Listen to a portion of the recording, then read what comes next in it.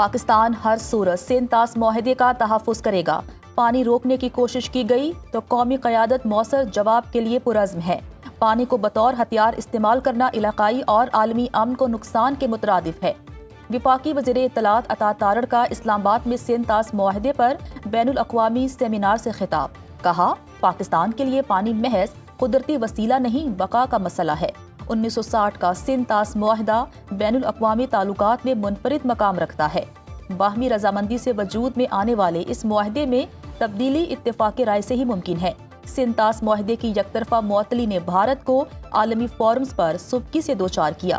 پانی کو تنازع کے بجائے تعاون کا ذریعہ بنانا چاہیے۔ عالمی ماہرین نے سینتاس معاہدہ معطل کرنے کا یک طرفہ بھارتی اقدام غیر قانونی قرار دے دیا۔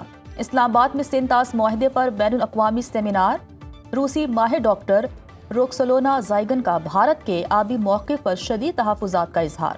کہا، جنوبی ایشیا کے امن و استحکام کے لیے سینتاس معاہدے کا برقرار رہنا ناگزیر ہے۔ سینتاس معاہدے میں یک طرفہ علیحدگی کی کوئی گنجائش نہیں۔ بھارت کے بالائی علاقوں میں ڈیموں کی تعمیر خطے میں عدم استحکام بڑھا سکتی ہے۔ احمد بلال صوفی نے کہا، پاکستان عالمی قانون پر مکمل کاربند ہے۔ بھارتی اقدام اقوام متحدہ کے منشور کی بھی خلاف ورزی ہے۔ معاہدے کو معطل رکھنے کا معاملہ اقوام متحدہ میں اٹھایا جا چکا ہے۔ بھارت نے قانونی راستہ اپنانے کی بجائے کشیدگی اور جنگ کا راستہ چنا۔ سینتاس معاہدہ نہ رہا تو پھر دنیا کا کوئی معاہدہ قائم نہیں رہ سکتا۔ عالمی عدالت قرار دے چکی ہے، کوئی ملک یک طرفہ سینتاس معاہدہ معطل نہیں کر سکتا۔ وفاقی وزیر برائے موسمیاتی تبدیلی مصدق ملک نے کہا، سینتاس معاہدہ دو ہمسایہ ممالک کے درمیان 3 جنگوں میں بھی قائم رہا۔ کسی کو علاقائی اور عالمی امن یرغمال بنانے کی اجازت نہیں دی جا سکتی۔ عالمی ثالثی عدالت نے فیصلہ دیا، بھارت پانی کا بہاؤ یک طرفہ نہیں موڑ سکتا۔ بھارت پاکستان کے حصے پر پانی کے ذخائر نہیں بنا سکتا۔ معاہدہ ناکام ہوا تو پھر ہر ملک نشیبی ملک کے حصے کا پانی روکے گا۔ خرم دستگیر نے کہا، پاکستان ہر صورت اپنے حصے کے پانی کی حفاظت کرے گا۔ بھارت نے پانی کو ہتھیار کے طور پر استعمال کیا۔ بھارت 24 کروڑ پاکستانیوں کی زندگی خطرے میں ڈال رہا ہے۔ بھارت نے عالمی قوانین کی توہین اور دریاؤں کا گلا گھونٹا۔ پانی روک کر غذائی قلت سے دوچار کرنا عالمی جرم ہے۔ پاکستان اپنے حصے کے پانی کو موڑنے کی اجازت نہیں دے سکتا۔ بھارت اگست 2023 سے معاہدے پر عمل درآمد نہیں کر رہا۔ Commissioner Indus water treaty Mehr Ali Shah نے کہا، سینتاس معاہدے میں مسائل کے حل کا طریقہ کار موجود ہے۔ معاہدے میں مجموعی طور پر 12 شقیں ہیں۔ فریقین کو دریاؤں سے متعلق معلومات فراہم کرنا لازمی ہے۔ دریاؤں کے بہاؤ کی درست معلومات دینا ضروری ہے۔ سینتاس عالمی سطح پر تسلیم شدہ بہترین معاہدہ ہے۔ سینتاس معاہدے پر کسی قسم کی سیاسی گفتگو کی کوئی گنجائش نہیں۔ معاہدے کے تحت مسائل حل نہیں ہوتے تو معاملہ ثالث کے پاس جائے گا۔ سینتاس معاہدہ دستاویز نہیں، ہماری زندگیوں کا مسئلہ ہے۔ اس معاہدے سے زراعت، خوراک، معیشت جڑی ہوئی ہے۔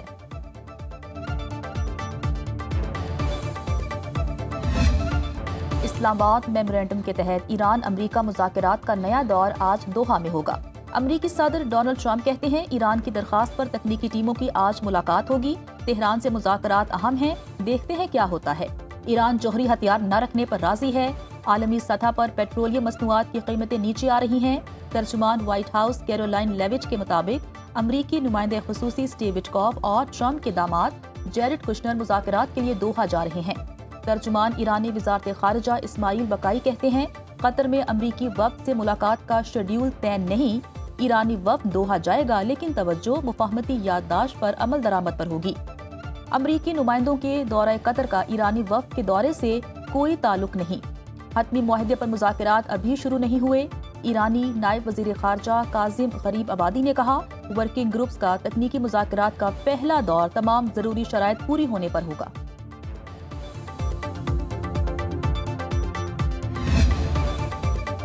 مفاہمت دو طرفہ معاملہ ہے، امریکہ مفاہمتی یادداشت پر عمل کرے، ہم بھی ذمہ داریاں پوری کریں گے۔ ایرانی صدر مسعود پزشکیان کہتے ہیں، غیر معقول باتوں اور دھمکیوں کے مقابلے میں ہمارا موقف واضح ہے۔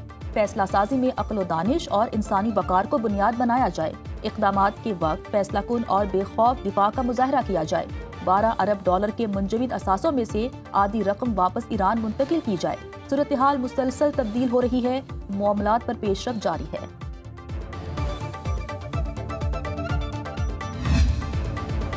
وفاقی وزیر داخلہ محسن نقوی سعودی عرب پہنچ گئے۔ سعودی ہم منصب سمیت اہم شخصیات سے ملاقاتیں شیڈیول۔ محسن نقوی سعودی قیادت سے علاقائی صورتحال پر بات چیت کریں گے۔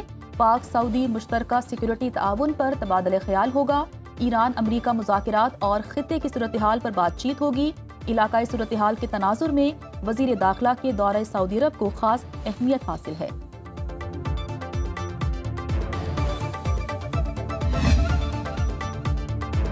ڈونلڈ ٹرمپ کا پیٹرول کی قیمتیں فوری کم کرنے کا مطالبہ، خلاف ورزی پر سخت کارروائی کی وارننگ۔ ریٹیلرز کو پیٹرول کی قیمت $2.50 فی گیلن تک لانے کی ہدایت۔ امریکی صدر نے کہا عالمی منڈی میں خام تیل کی قیمت $68 فی بیرل تک آ چکی ہے۔ امریکہ میں پیٹرول کی موجودہ قیمتیں غیر ضروری طور پر زیادہ ہیں۔ پیٹرولیم قیمتوں میں ناجائز اضافہ برداشت نہیں کیا جائے گا۔ خلاف ورزی کرنے والوں کو سنگین نتائج کا سامنا کرنا پڑ سکتا ہے۔ کیلیفورنیا میں پیٹرول پر عائد بھاری ٹیکس عوام پر بوجھ بن چکے۔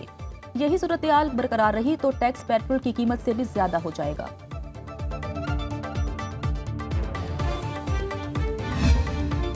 دوحہ مذاکرات کی وجہ سے عالمی منڈی میں خام تیل سستا۔ برینٹ کروڈ آئل کی قیمت $72.83 فی بیرل ہو گئی۔ WTI کا ایک بیرل $70.64 کا ہو گیا۔ متحدہ عرب امارات کا جولائی کے لیے پیٹرولیم مصنوعات سستی کرنے کا اعلان۔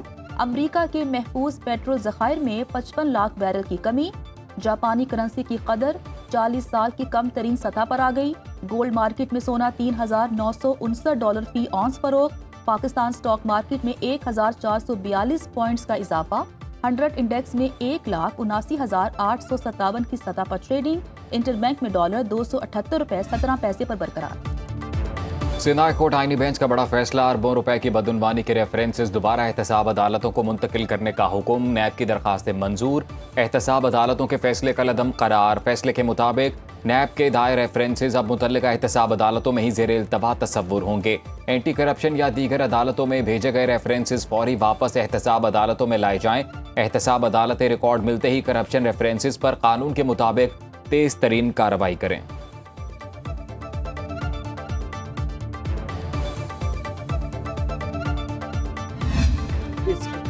آزاد کشمیر میں حقوق کی آڑ میں پرتشدد راستہ اپنانے والی نام نہاد ایکشن کمیٹی کو کالعدم قرار دینا بہترین اقدام قرار۔ شہریوں نے پابندی کے حکومتی فیصلے کو خوش آئند قرار دیا۔ شہریوں نے آزاد کشمیر کی صورتحال پر اطمینان کا اظہار کرتے ہوئے کہا پرتشدد راستہ اپنانے والی نام نہاد ایکشن کمیٹی کو کالعدم قرار دینا دانشمندانہ اقدام ہے۔ آزاد کشمیر جیسے حساس خطے کو مزید انتشار اور جانی و مالی نقصان سے بچا لیا گیا۔ ریاستی ریٹ قائم کرنے اور امن کی بحالی پر شہریوں نے حکومتی اقدام کو عوام دوست قرار دے دیا۔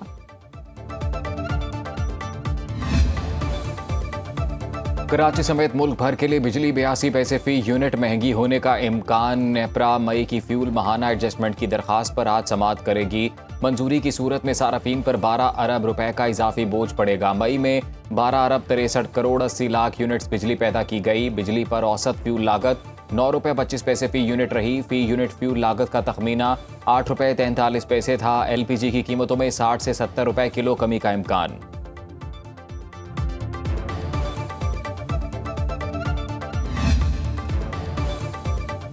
سود سے پاک مالیاتی نظام کے لیے حکمت عملی تیار۔ وزارت خزانہ نے 2027 کے بعد کا اسٹریٹجک پیپر جاری کر دیا۔ حکومت نے 2027 کے بعد کے فائنینشل سسٹم کی حکمت عملی پر کام شروع کر دیا۔ دستاویز کے مطابق مالیاتی استحکام برقرار رکھتے ہوئے تبدیلی کا عمل مکمل کیا جائے گا۔ حکمت عملی فیڈرل شریعت کورٹ کے اپریل 2022 کے فیصلے کے بعد تیار کی گئی۔ شریعت کورٹ نے 31 دسمبر 2027 تک سود پر مبنی نظام ختم کرنے کا فیصلہ دیا۔ اسلامی مالیاتی نظام کی طرف مرحلہ وار منتقلی کی جائے گی۔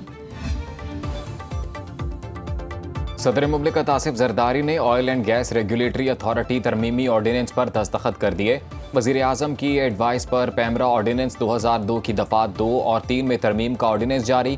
قیمتوں میں استحکام کے لیے پیٹرولیم پرائز اسٹیبلائزیشن فنڈ قائم۔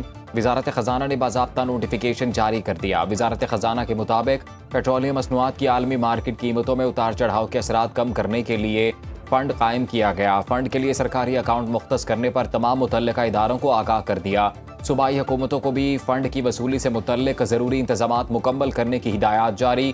اوگرا اور وزارت خزانہ مشترکہ طور پر فنڈ کے آپریشنل طریقہ کار اور اس کے نفاذ کا لاہ عمل تیار کریں گی۔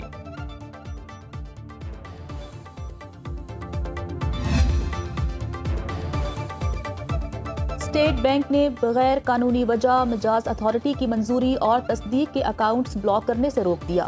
غیر ارادی اور احتیاطی پابندیوں سے بھی اکاؤنٹ ہولڈرز کو نقصان نہ پہنچانے کا حکم۔ عدالتی حکم پر ملک بھر کے بینکوں کو نیا ہدایت نامہ جاری۔ اسٹیٹ بینک کے مطابق یقینی بنایا جائے کسی بھی بینک اکاؤنٹ پر ڈیبٹ بلاک، آپریشنل پابندی یا اکاؤنٹ فریزنگ کا اقدام صرف قانون کے مطابق ہو۔ قانونی اختیار اور مناسب تصدیق کے بعد ہی کارروائی ہو سکے گی۔ اسٹیٹ بینک نے عدالتی حکم پر عمل درآمد رپورٹ اسلام آباد ہائی کورٹ میں جمع کرا دی۔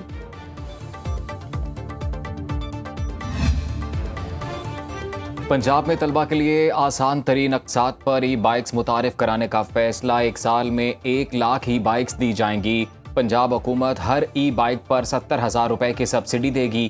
وزیر اعلیٰ پنجاب مریم نواز کی زیر صدارت ٹرانسپورٹ اور ماس ٹرانزٹ ڈپارٹمنٹ کا اہم اجلاس۔ مریم نواز نے کہا طالبات کو ای بائکس کے لیے صرف 2100 روپے کی سود فری قسط ادا کرنی ہوگی۔ پنجاب اب صرف الیکٹرک بسیں چلا نہیں بنا بھی رہا ہے۔ پہلے فیز میں پنجاب کی 91 تحصیلوں میں 1500 بسیں چلائی جائیں گی۔ اپنی چھت اپنا گھر پروگرام کے تحت 1,66,000 بلا سود قرضے جاری۔ پنجاب میں آرگینک فارمنگ کے فروغ کے لیے رجسٹریشن مہم کا آغاز۔ Debit management committee, digital governance unit اور $20 کروڑ کا اصلاحاتی پروگرام تیار۔ کے پی کابینہ نے ڈیجیٹل گورننس سے متعلق اہم فیصلوں کی منظوری دے دی۔ محکمہ ٹرانسپورٹ کے ڈرائیونگ اسکول کی جگہ نیا ریگولیٹری ڈرائیونگ سیل قائم ہوگا۔ NFC میں صوبے کے آئندہ اور آئینی اور مالی حقوق کے دفاع کے لیے 3 کروڑ روپے مختص۔ قانونی ماہرین کی خدمات حاصل کرنے کی اجازت۔ کوہستان مالیاتی اسکینڈل میں برآمد شدہ سونے کی شفاف جانچ، تعین اور فروخت کے طریقہ کار کی منظوری۔ وادی تیرہ کے متاثرہ خاندانوں کے لیے 5 ارب 49 کروڑ روپے سے زائد فنڈز منظور۔ ملک کے بیشتر علاقوں میں شدید گرمی اور ہبس سے برا حال۔ اسلام آباد، خیبر پختونخوا، پنجاب اور سندھ کے میدانی علاقوں میں گرمی کی لہر برقرار۔ بلوچستان کے وسطی اضلاع شدید گرمی کی لپیٹ میں۔ سندھ کے ساحلی علاقوں اور جنوبی بلوچستان میں مطلع جزوی ابرآلود رہنے کی توقع۔ خضدار اور گرد و نواح میں تیز ہواؤں کے ساتھ بارش ہو سکتی ہے۔ کل سے پنجاب میں پری مانسون بارشوں کی پیشگوئی۔ گرمی بڑھنے سے لیسکو کے سسٹم پر بجلی کی طلب میں ریکارڈ اضافہ۔ ڈیمانڈ 4,760 میگا واٹ تک پہنچ گئی۔ NPCC سے 4,230 میگا واٹ دستیابی۔ لیسکو کو 500 میگا واٹ بجلی کے شارٹ فال کا سامنا۔